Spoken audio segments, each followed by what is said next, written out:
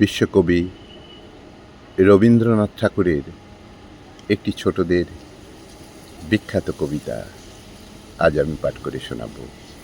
কবিতা খোকার খেলনা। শুরু করছি।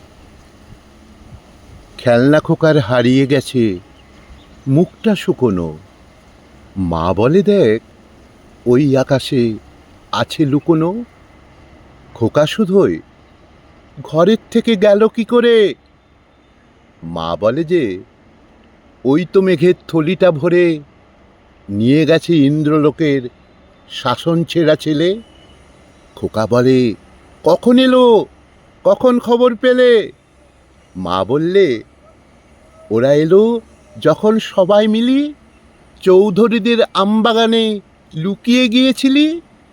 যখন ওদের ফলগুলি সব করলি বেবাক নষ্ট, মেঘলা দিনে আলো তখন ছিল না কো স্পষ্ট। গাছের ছায়ার চাদর দিয়ে এসেছে মুখ ঢেকে, কেউ আমরা জানিনি তো কজন তারা কেকে। কুকুরটাও ঘুমোচ্ছিল লেজেতে মুখ গুজে, সেই সুযোগে চুপি চুপি গিয়েছে ঘর খুঁজে। আমরা ভাবি বাতাস বুঝি লাগলো বাঁশের ডালে, কাঠবেড়ালি ছুটছে বুঝি আটচালাটার চালে। তখন দিঘির বাঁধ ছাপিয়ে ছুটছে মাঠে জল, মাছ ধরতে হো রবে জুটছে মেয়ের দল। তালের আগা ঝড়ের তাড়ায় শূন্যে মাথা কোটে, মেঘের ডাকে জানলাগুলো খড়খড়িয়ে ওঠে। ভেবেছিলুম শান্ত হয়ে পড়ছো ক্লাসে তুমি, জানি নে তো কখন এমন শিখেছ দুষ্টুমি।